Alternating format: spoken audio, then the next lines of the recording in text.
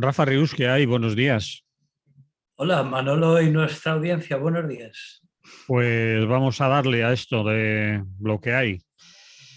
Chistes viejos con caras viejas, el nuevo, entre comillas, Partido Popular. ¿Qué tiene usted que contarme? Pues que me acordé de una sección que había en un viejo TVO editado por Editorial Valenciana que se llamaba El Jaimito, que Jaimito, algunos sí, de los viejos quizá lo recuerden. sí. Y tenía una sección que intentaba renovar los chistes más antiguos y se llamaba Chistes viejos con caras nuevas. Mm, Bueno, pues en este caso, después del Congreso de Sevilla, para mí el PP es un chiste viejo también con caras viejas, sí. porque esos pretendidos aires de renovación no los veo por ningún lado. Entonces era simplemente comentar un poco eso, ¿no? Y luego hay una cosa curiosa, porque me acordaba también de otra revista del jueves, que tiene otra sección que se llama Tenemos esta portada, pero teníamos otras, o algo así. Y entonces Sí. publican varias otras portadas que se le habían ocurrido. Entonces, yo dudaba entre otros titulares, por ejemplo, El mito del cambio y el eterno retorno, o lo que es lo mismo. El gato pardo llegado de tierras gallegas, que por cierto, una divagación que viene a cuento. ¿Qué? Al final de la novela del gato pardo, Sí. una novela, por cierto, tan citada como poco leída, dicho sea de paso, su autor, el Giuseppe Tomasi di Lampedusa, hace que Concheta, la hija del protagonista, coja al gatopardo disecado, que el gatopardo es la, película perdón, la palabra italiana para lince, lo que en Doñana conocen como un lince. Sí. ¿Eh? Y en un acto simbólico lo arroja por la ventana. Echando por, era el símbolo de la casa, ¿no? Mm. Y bueno, y así finalmente pues consigue deshacerse de él y de sus ataduras familiares. Bien, pues aquí en el PP en Sevilla no ha defenestrado a casi nadie. El único que ha arrojado por la ventana en Sevilla ha sido al desdichado Casado, que ya estaba más que amortizado. Así que bueno, señoras y señores, todo preparado para que llegara de Galicia la gran esperanza blanca que, según dicen, va a conseguir hacer renacer la esperanza en las filas conservadoras. Bueno, No más corrupción, no más navajeo interno por la espalda, no más espionajes a los colegas, no más intrigas genovesas, ni más mirar de reojo a Vox. Estamos por el cambio. Y pues lo bueno, que... perdón, Mm. por el cambio no, que eso es un lema socialista y que lo que pasa es que como se repiten tanto al final me confundo.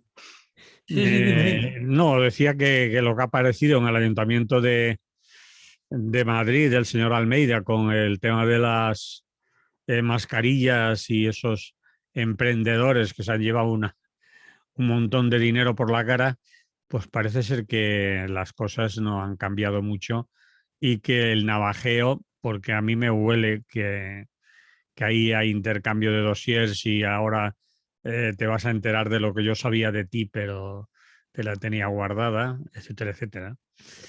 Pues, Y como todos saben de todos, pues eso. pues ahí está. Creo, es una suposición, pero en fin, Hombre, ahí lo tenemos. una suposición bastante plausible. Es decir, a juzgar por lo que hemos visto hasta ahora, lo que seguimos viendo y lo que me temo que veremos más adelante, Mm. lo de Sevilla no ha sido más que un buen intento. ¿Eh? Pero bueno, ahí tenemos a Núñez Feijóo dispuesto a refundar el PP sin refundarlo. ¿Y qué tiene de diferente lo que había? Pues como tú comentabas, pues poca cosa. Después del Congreso de Sevilla, pues las aguas parecen, y digo parecen, Mm. haber vuelto a su cauce, pero hasta el propio Casado ha estado elegante. Ha dejado su escaño en el Congreso, ha sonreído así de medio lado y ha guardado sus rencores para mejor ocasión. Mm. Y Núñez Feijóo, por su parte, ha pronunciado en el Congreso un discurso bastante rajoyano. Es decir, ni sí ni no, sino todo lo contrario. Y lo único que, al parecer, repito, al parecer, parece que va a cambiar es el tono de insultos zafios que como sabemos, solo consigue desmerecer al que los pronuncia, ¿no? Y entonces, bueno, si, por lo menos si solo fuera eso ya sería algo. Ya veremos.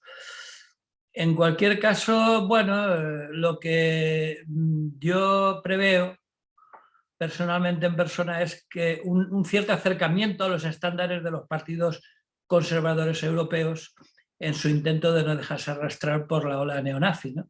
Mm.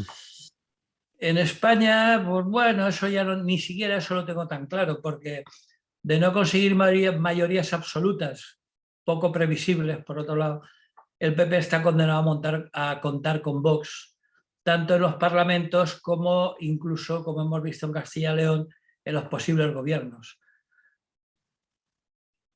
Así que bueno, podemos predecir que se subirá al carro de aquello tan viejo del centro derecha, que ni ellos mismos saben muy bien lo que es y poca cosa más, ¿no? No Porque no tiene más remedio, como tú dices, de contar con vos, aunque no lo nombre, de momento Feijóo, pero ha empezado con Castilla y León, ahí los tenemos, ¿no? Y se prevé un adelanto de elecciones en Andalucía y todas las previsiones apuntan a que el PP ganaría, pero para gobernar necesitaría Vox. Así que no tendrán más hombre, a ellos les remedio. gustaría parecerse al Partido Conservador Alemán, por ejemplo, Ah, que por no juntarse con los partidos neonazis ha sido capaz de perder el gobierno, ¿no? buah, Eh, aquí ni de coña eso. Aquí eso, vamos, yo creo, por eso digo que ese intento de homologarse a otros partidos conservadores, Mm, de eso que llaman la derecha civilizada, mm. pues me temo que aquí el poder los pierde y no creo que la cosa se pueda comparar con el resto de Europa, ¿no? Porque el problema de la derecha es que a la hora de proponer políticas tienen pocos argumentos confesables que no sean la mentira y el disimulo, porque los argumentos reales de defensa de los intereses de su clase y de su iglesia, pues eso no los van a divulgar. Así que, bueno, se entretienen pues, eso, navegando entre tópicos, retóricas vacías, apoyados en sus símbolos eternos de Dios, patria y rey. Mm. Y ya digo poco más, porque en su lonja hay poco pescado que vender, poco pescado de ideas para vender, ¿no? Hombre, Y además, está la idea de que hay que bajar los impuestos. Esa es una idea nueva, ¿no?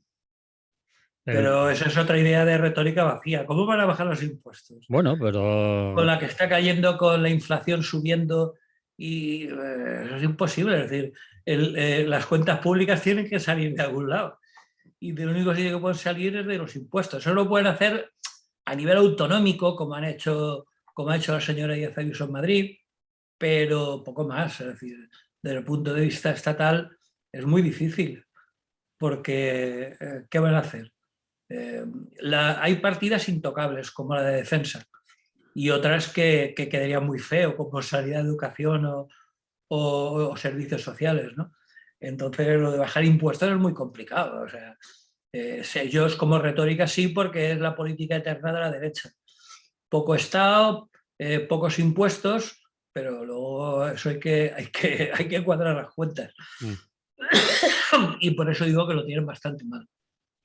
Así que para mí solo cuentan, pues eso, con una considerable masa de votantes fieles, inasequibles al desaliento y a los que no les importa que en sus gobiernos parte de recursos públicos se desvíen a, eso sí, a concesiones fraudulentas para sus amiguetes y familiares que, bueno, que además les da igual. El otro día oía, estaba tomando un café en el bar y oí una señora que decía, una señora que seguramente, claro, evidentemente votaba al PP, y decía, pues ¿qué pasa si le dan contratos de sanidad a la hermana de Feijóo o al hermano de Ayuso? Pues alguien lo tendrá que hacer, ¿no? Yo haría lo mismo. Y esa es la gran cantinela, que en el fondo la gente que los vota les tiene envidia, porque si yo pudiera, le haría lo mismo. Y claro, así nos va.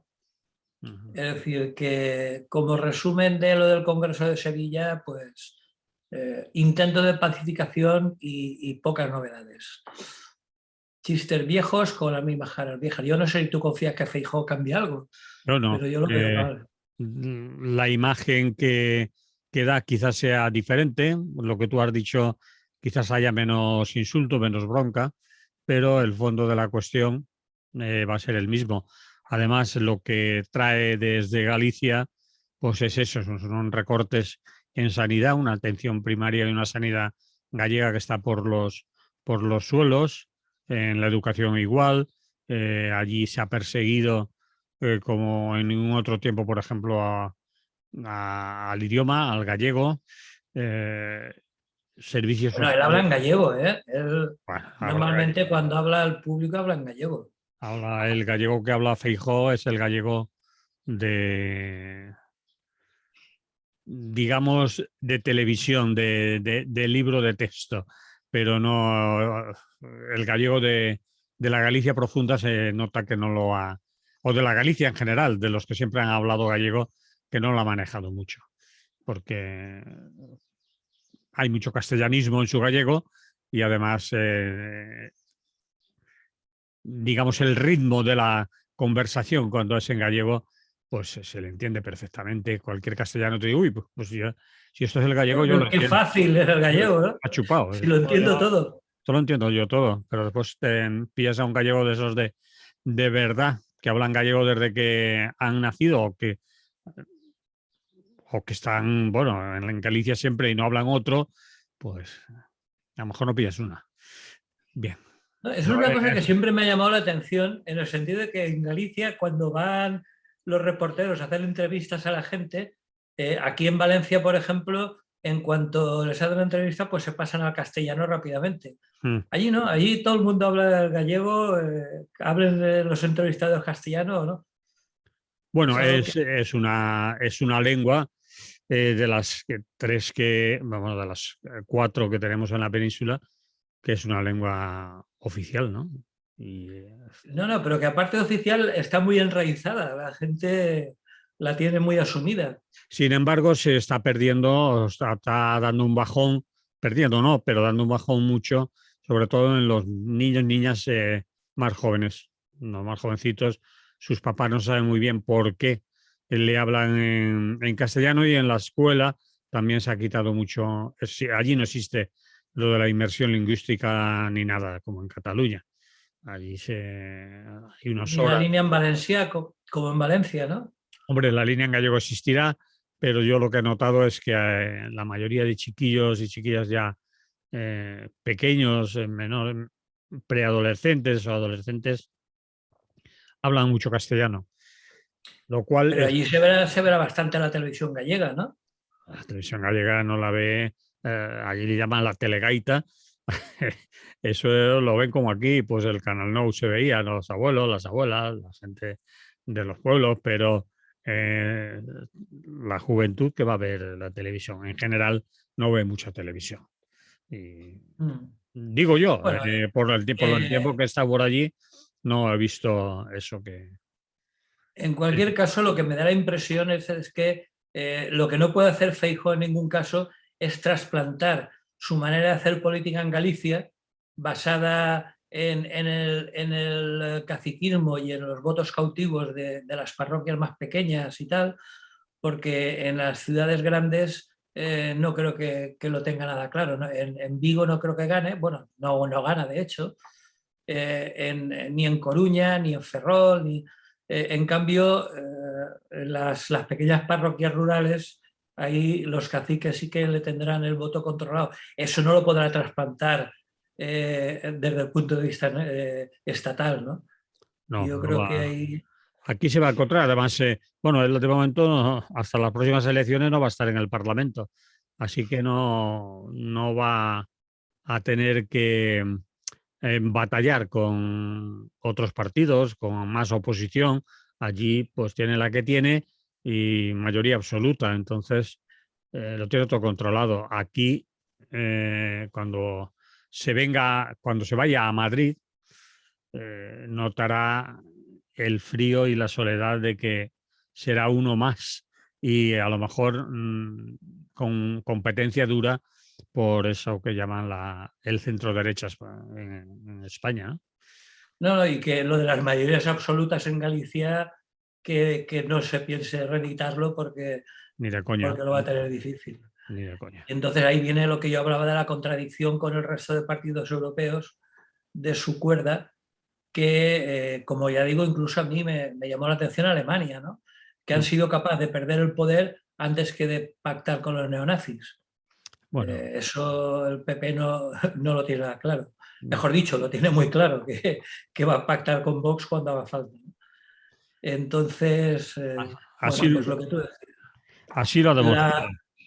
Sí, dime. Los casos de corrupción continúan saliendo, todas las semanas tenemos uno u otro, a pesar del Congreso de Sevilla y de la proclamada unidad y todas esas cosas tan bonitas que se dicen en los congresos, pero ni siquiera tengo claro que el liderato de Núñez Feijóo aguante bien si siguen apareciendo esos navajeos internos de los que hablábamos, ¿no? Entonces, bueno, pues veremos, estaremos a la expectativa y veremos qué pasa. Muy bien, pues a esperar. De momento tiene cuota de pantalla, la ha recibido el rey, se ha entrevistado con el presidente del gobierno, está en los medios de comunicación y después ya veremos cómo se lo hace, si se va al Senado y allí pues una vez a la semana puede confrontar con Sánchez o si se va al Senado deja Galicia, ahora tiene que dejar colocadas las piezas fundamentales de su partido en Galicia, obviamente nada de primarias y cosas de esas, sino a dedo, a ver quién mantiene la paraeta, porque también en Galicia, sin Feijóo, va a ser muy difícil que repita mayorías absolutas el Partido Popular. No lo sé, allí no tiene ningún segundo de a bordo con garantías. Con nombre conocido, no. No hay que conozcamos. ¿Tú conoces? ¿Te suena a alguien de la política de No, no, Galicia? a ver. Pues por eso, por ejemplo, de la política de Cataluña sí que te suenan varios y hay alternativas y sabes que hay partidos y gente, eh, pero de la política en Galicia, pues conocemos a Núñez Feijóo, conocemos a la líder del BNG, Ana Pontón, que está despuntando mucho como alternativa incluso de gobierno, pero dentro del Partido Popular lo conocerán quizás los más metidos en la política gallega, pero fuera de allí, en los medios en general, no hay ninguna persona que despunte, que sea más. No, y desde el punto de vista estatal, aparte de que es lógico que después del Congreso haya más visibilidad y su equipo de marketing le haya preparado esa visibilización en los medios y de las cosas, eso se acaba pronto. Sí. Es decir, ya sabemos que la actualidad lo devora todo y como no dé motivos para estar en los medios, pues no creo que lo sigan sacando, sobre todo porque sabemos que el Senado es invisible y por lo tanto lo va a tener complicado el permanecer en los medios, cosa que sabemos que en la política actual es fundamental para vender imagen, ¿no? Sí, señor. Entonces, no sé qué estrategia van adaptado, por eso digo que habrá que ver cómo se lo montan. Muy bien, pues pasamos a otro tema, conflicto social y toque de queda en Perú. Nos hemos Sí, bueno, ido rápidamente al otro lado.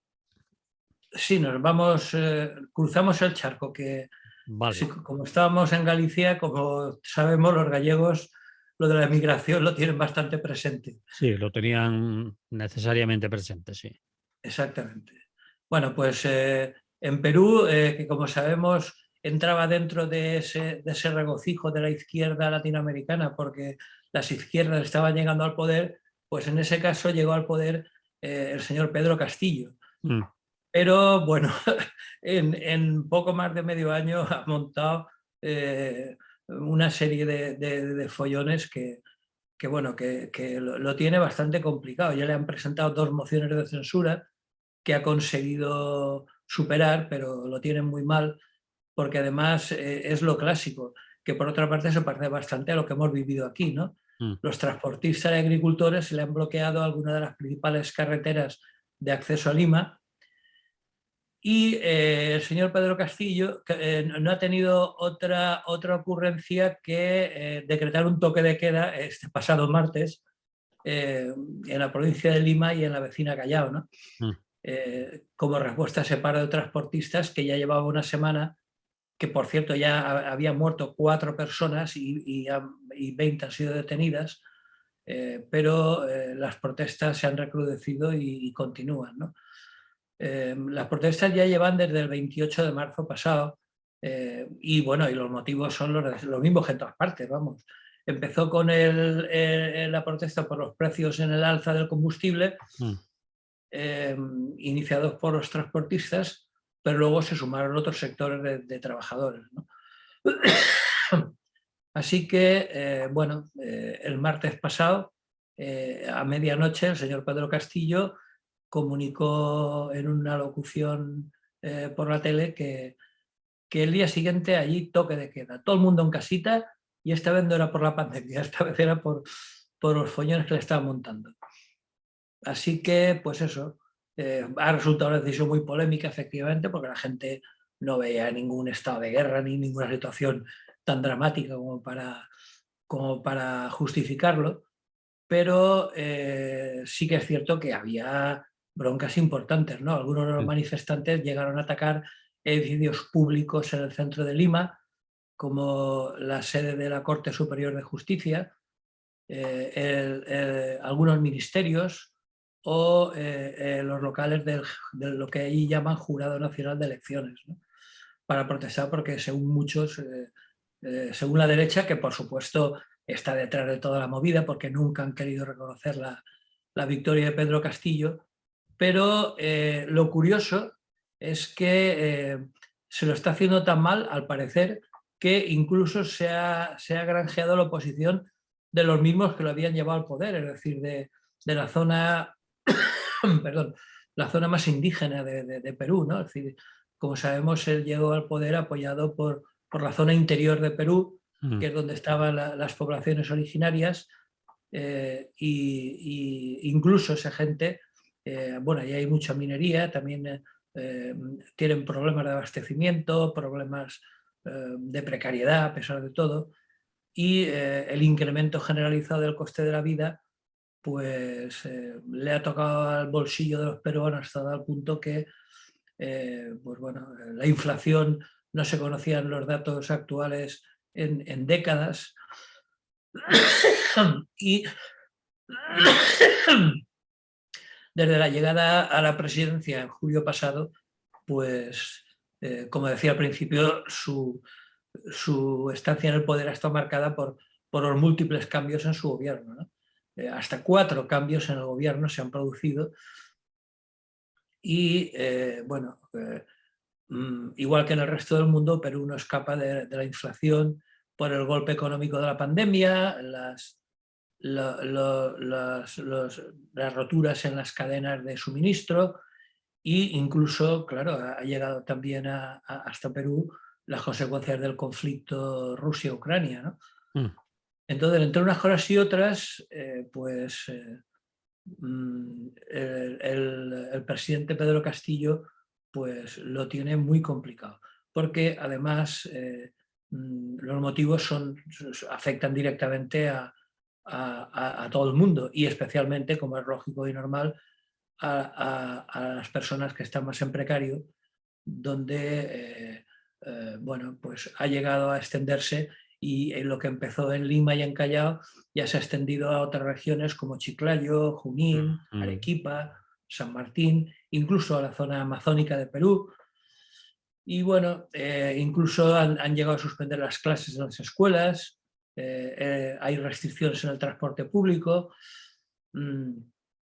Y lo único que ha hecho Castillo este fin de semana ha sido eliminar el impuesto selectivo al consumo de combustible. Es decir, lo que depende del gobierno, como son los impuestos a los combustibles, pues lo ha suspendido de momento y ha decretado un aumento del salario mínimo, un aumento de un 10%, que bueno, no está mal, pero claro, subirá de 930 a poco más de 1.000 soles, con lo cual, traducido a euros, serían unos 250 euros. Claro, por mucho que la vida... Vaya, perdón.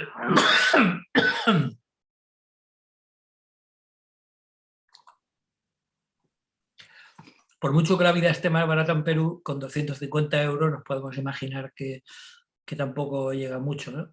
Mm. Y luego hay otra cuestión, y es que esa alza habrá un alto porcentaje de trabajadores al que no le afectará, porque como comentábamos en su día, cuando hablábamos de las elecciones, en Perú, como en otros países de la zona andina, tiene un elevado peso la economía informal, ¿no? Mm.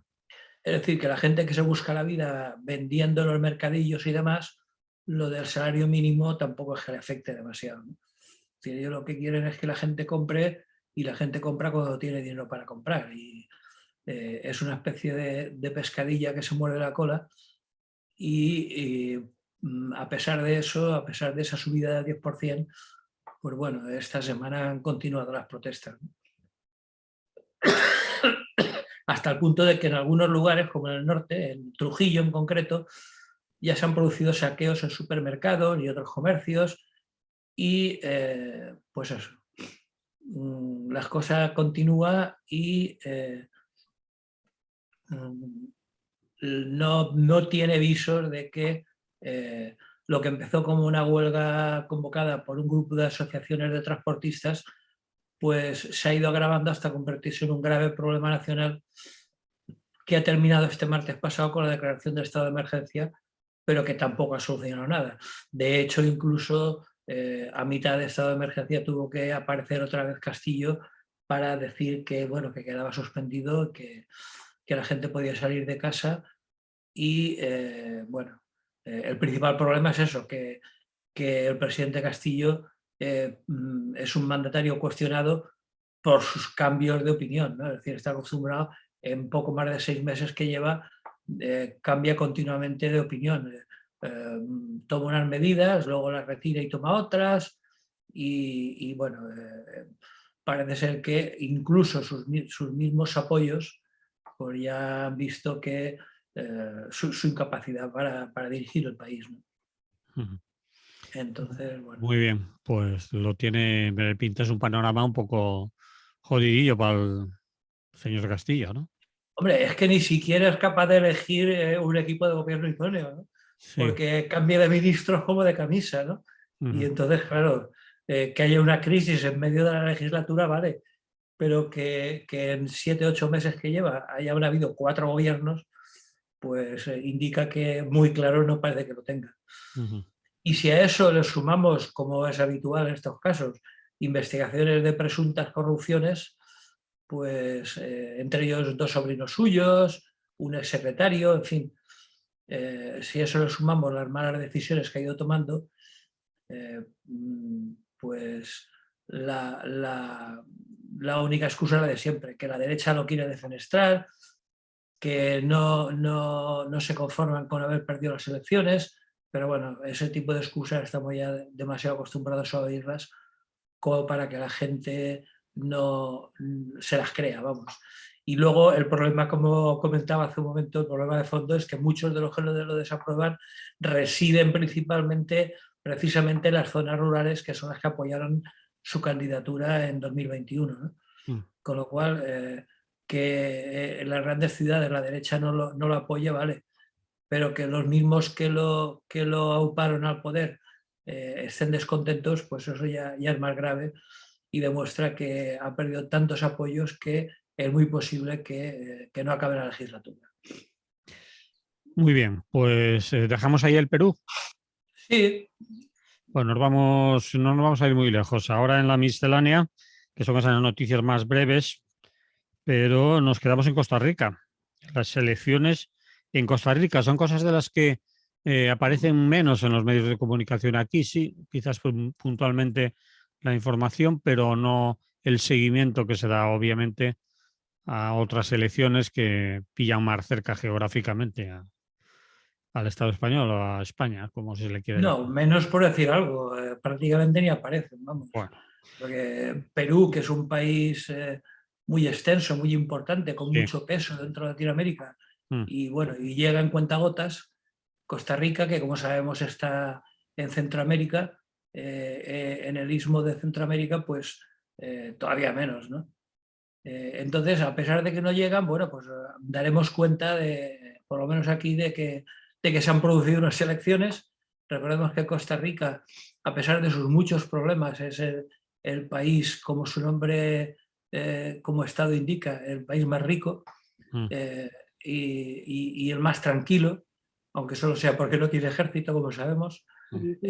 Y bueno, pues han habido elecciones y un economista, Rodrigo Chávez, será el nuevo presidente de Costa Rica después de estas elecciones del domingo pasado. Su rival, José María Figueres, que ya había sido presidente en diversas ocasiones, pues reconoció la derrota y de momento parece que las cosas están claras. Lo más curioso quizá sea que el elevadísimo nivel de abstención en las primarias, porque allí como en tantos países latinoamericanos son a doble vuelta, en las primarias hubo un 60 y tantos % de abstención. Joder. Y ahora las secundarias, que siempre polarizan entre los dos candidatos ganadores la situación, pero a pesar de todo ha habido cerca de un 50% de abstención también, ¿no? O sea que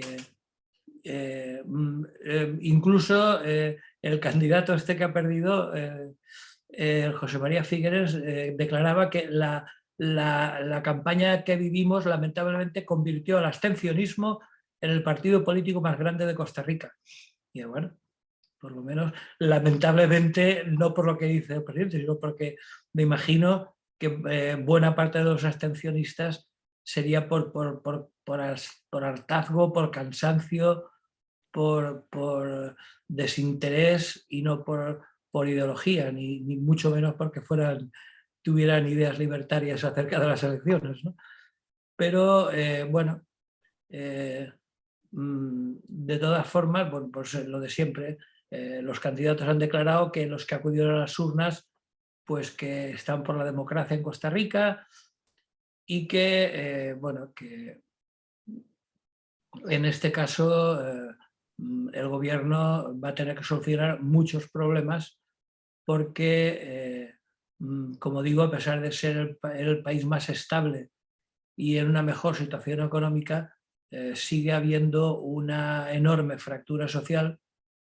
Hay gente muy, muy rica y gente muy, muy pobre y pues, el candidato ganador, que no es exactamente de izquierdas, es un partido que parece que está muy de moda, no solo en Costa Rica, sino en otros países de la zona, la constante creación de nuevos partidos en cada elección, ¿no?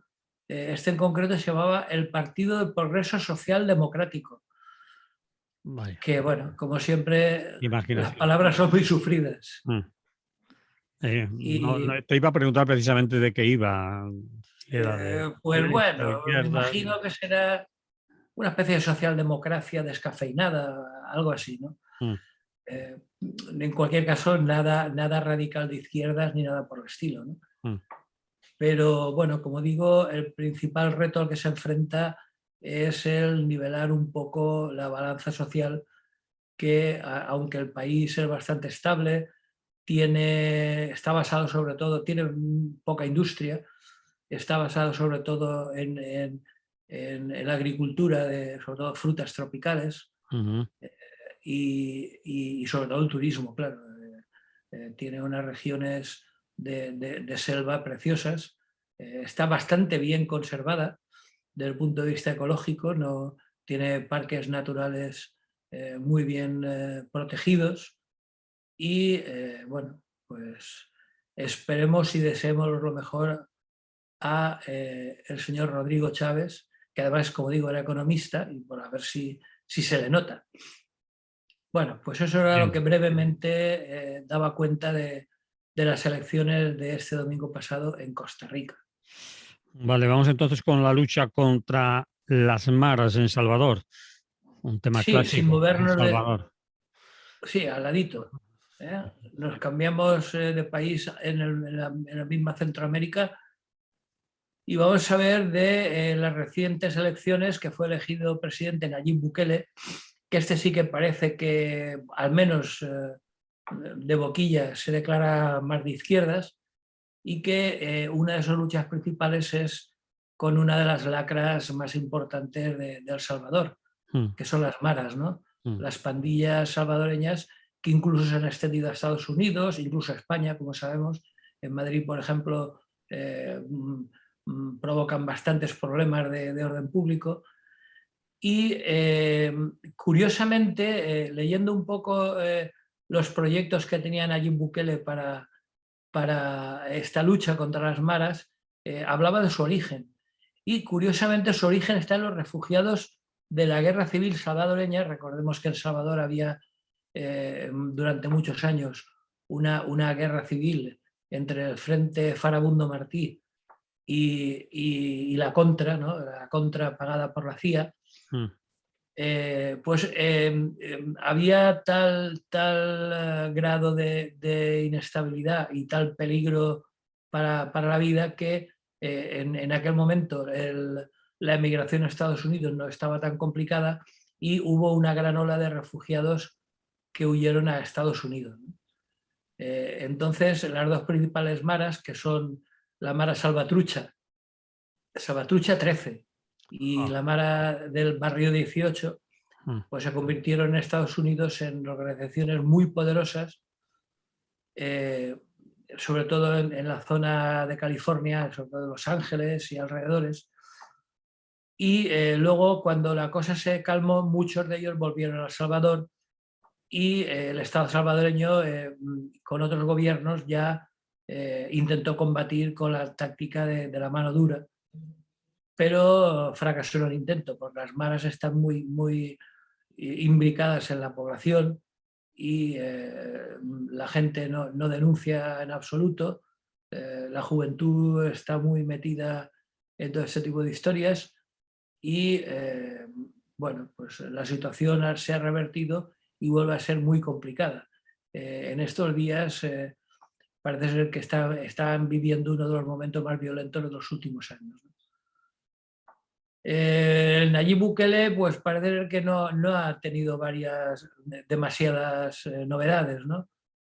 Ha lanzado una campaña de represión contra los miembros de todas las pandillas del país y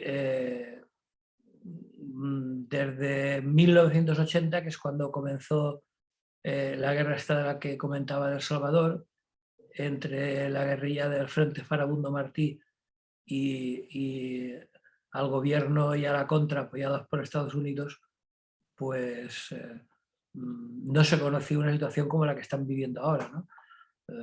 Hay que recordar que en este conflicto, desde los años 80, esa extrema violencia ha dejado más de 75.000 muertos. A ver, ¿desde cuándo 75.000 muertos? Desde los años 80, incluyendo no solo las maras, sino por supuesto la guerra, la guerrilla contra los contras, ¿no? Y luego, bueno, se produjo un éxodo masivo de hasta 400.000 salvadoreños que emigraron a Estados Unidos, ¿no?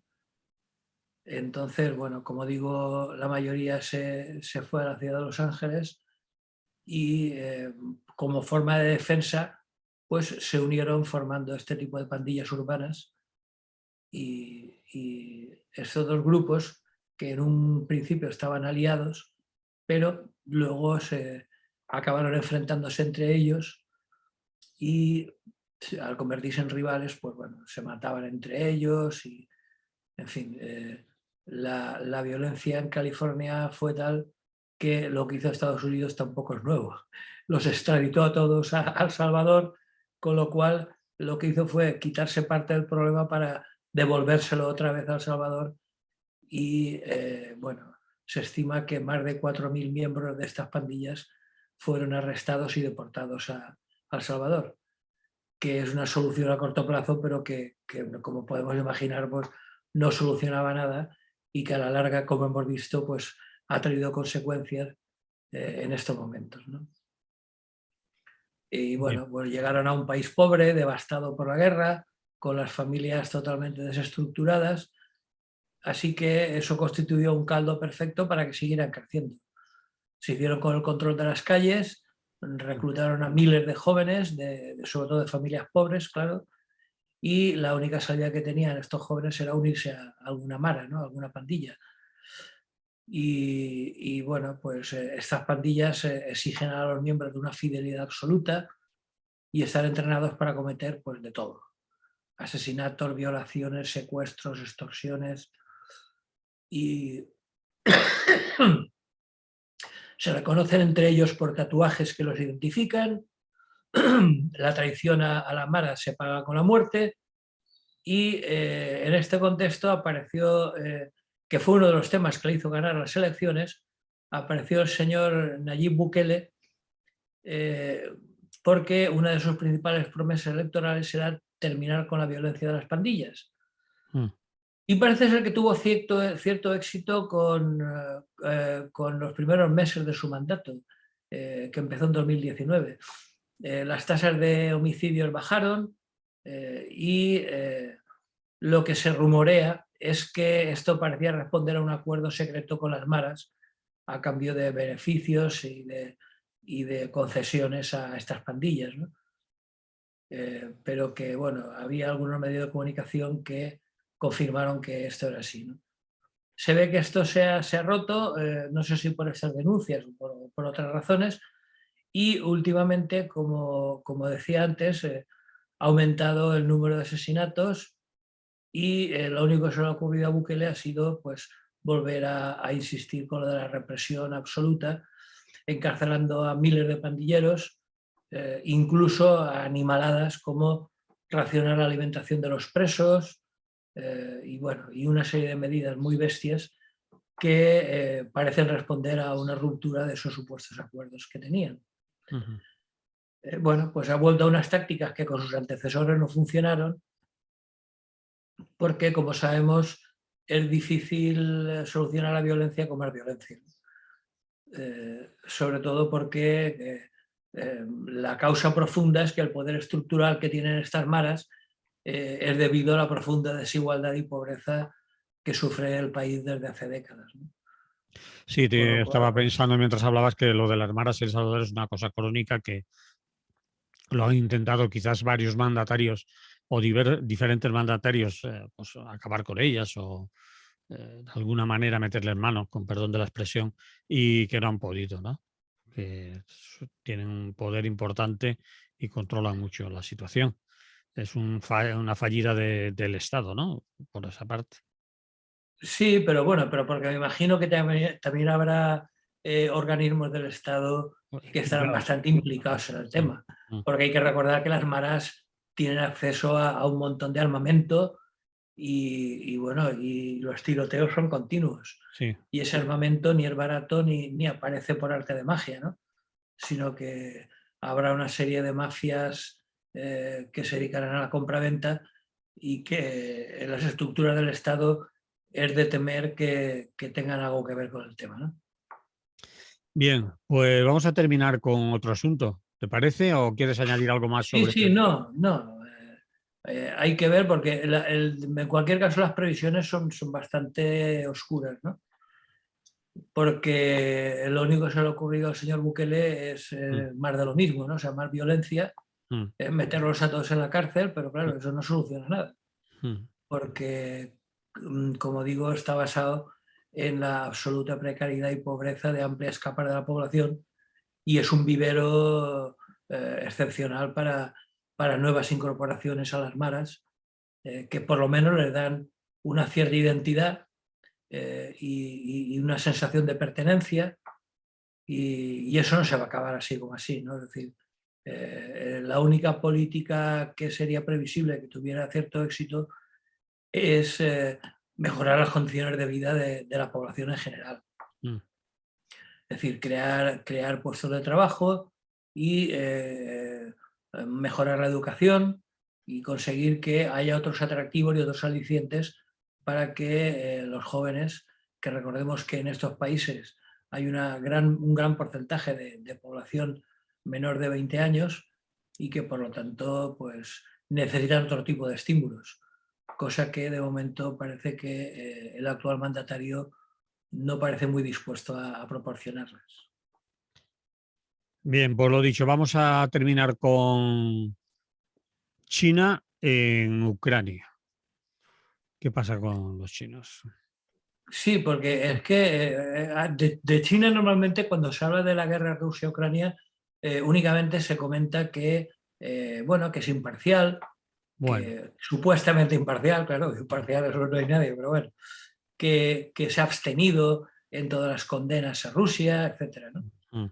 Pero no solamente hay que ver que se ha abstenido, sino por qué China no ha impuesto sanciones contra Rusia. Es decir, esa es la pregunta del millón, ¿no?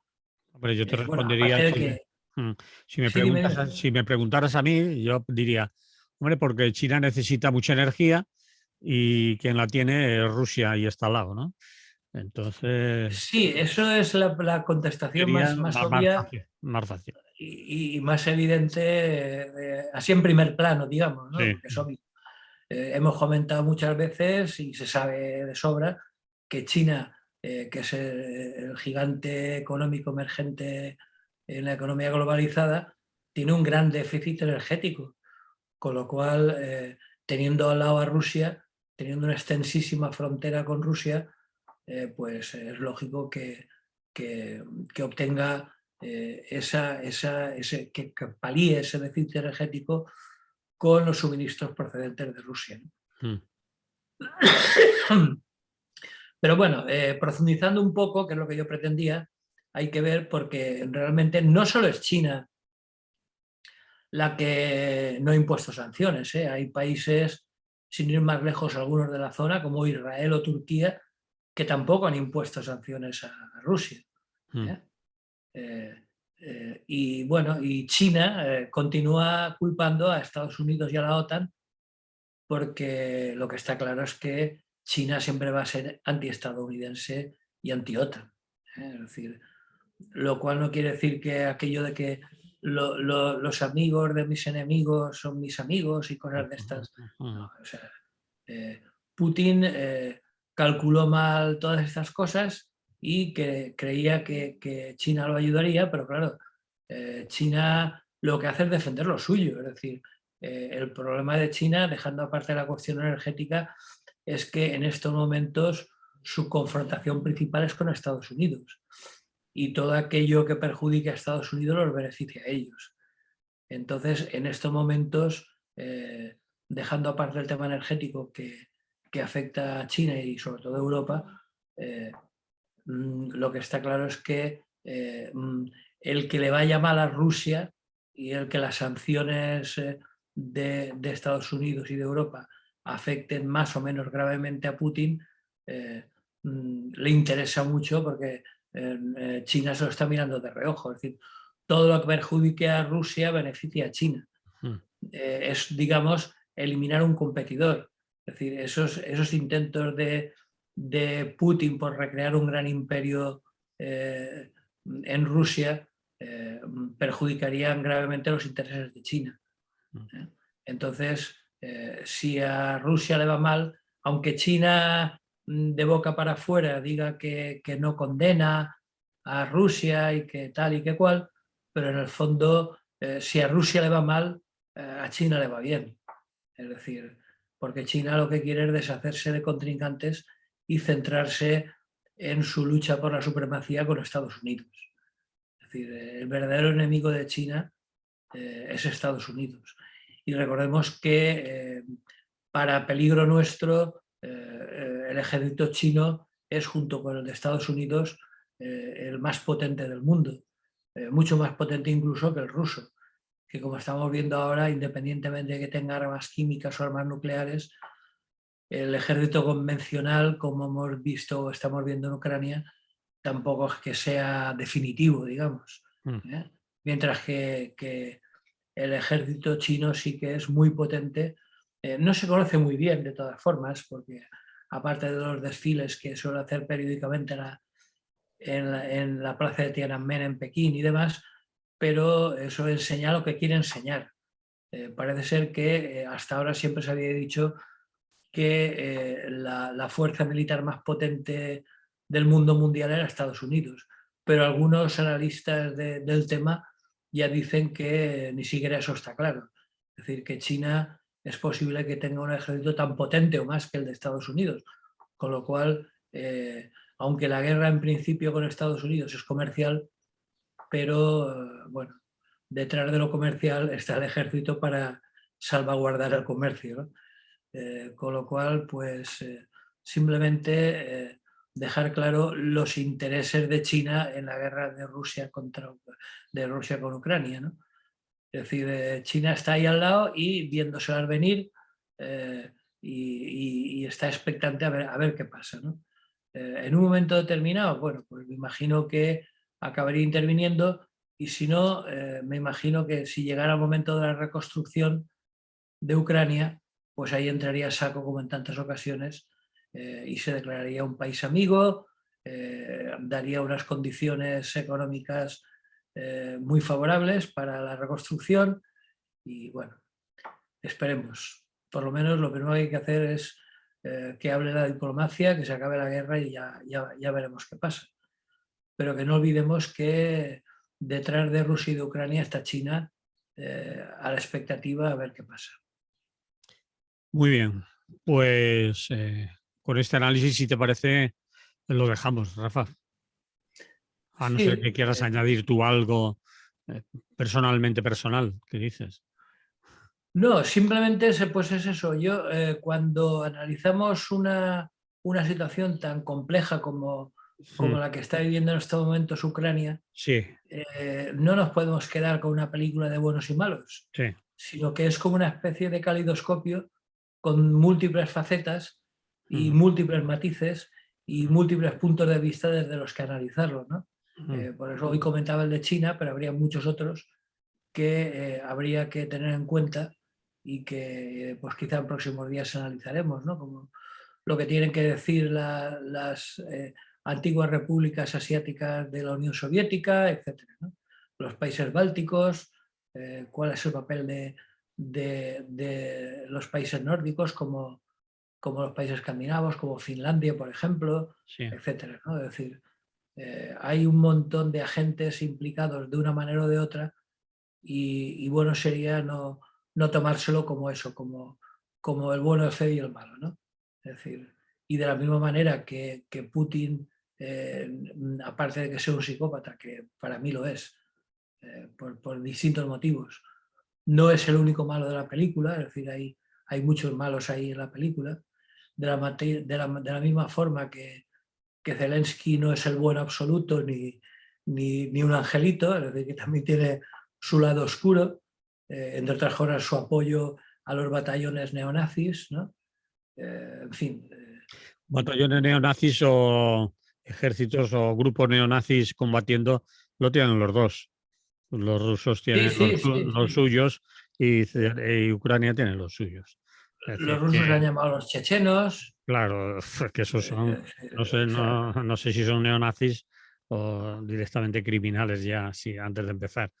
Pero en fin, claro, pero por eso decía que es una situación muy confusa sí, que hay y que, que requiere pues, analizar con tiento y atendiendo a muchas circunstancias diversas y no simplificando las cosas que no conduce a nada. muy bien. Pues Dicho lo nada, eso cual, era lo que tenía que contar. pues lo dejamos aquí, ¿eh? Vale. No me dices nada de la fe, de la mostra del libro anarquista, que está Ay, este fin de perdón, se me semana. olvidaba, tanto rollo internacional, me Sí, olvidaba de lo más cercano. Pues eso, que como sabemos, hay muchos que ya la han enterrado muchas veces, sí. pero la idea de la anarquía no muere y sigue vigente. Ni ¿Qué las edición pandemias es pueden... esta? ¿Esta qué edición es? La El número 20, 20 concretamente. 20 que llevamos 22 años. Hay que contar los 2 años de pandemia Mm.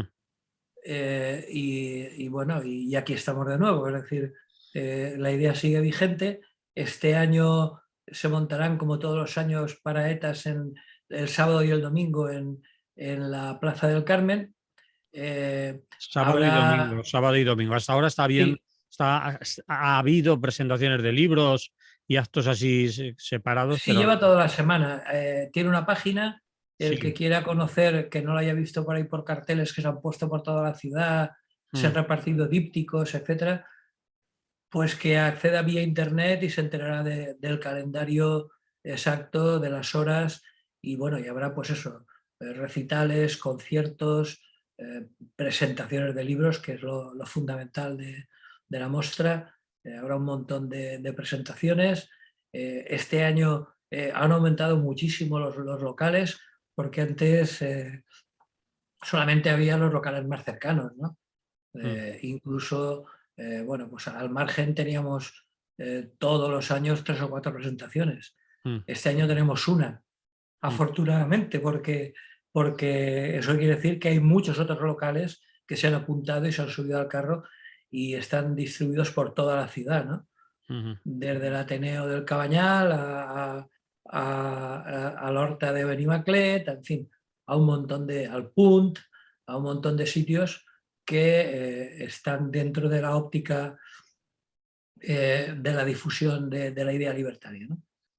Así que quedan todos nuestros oyentes invitados, y tú también, por supuesto, Sí. a pasaros por la Plaza del Carmen. Eso es el sábado y el domingo, ¿eh? ¿De qué hora a qué hora se ponen las Pues paradas? a partir de las 10. A partir de A las 10 de partir la de las mañana. 10, sí. Los actos suelen ser alrededor de las 12, a partir de las 12 por ahí. Luego habrá comedor vegano en la Mandrágora y continuarán por la tarde hasta que se vaya la luz. Muy bien. En la Plaza O del sea, Carmen, ¿no? Hemos dicho. en la Plaza del Carmen, sí, señor. Como toda la vida. O sea que invitados quedáis. Pues dicho esto, ahora sí que nos vamos, ¿vale? Vale. Nos oímos la semana que viene si no ha pasado nada, aunque me temo que no nos vamos a oír porque estoy mirando el calendario y nos pilla procesionando. Así que, Hombre, yo de momento no estoy en ninguna cofradía, pero de lo primero, Rafa. pero eso sí, hay que ir a celebrar el Jueves Santo. En Pues cualquier muy caso, bien, si nos da por charlar, ya nos avisamos, pero no. exactamente. Pero en principio hay que respetar las vacaciones. Muy bien, hasta entonces, que haya salud. Vale, Manolo, salud y buen día. Muy bien, de la radio nos hemos ido y de aquí nos vamos a ir porque te vas. Te vas, ¿no? Sí. Espera que pare el chisme este.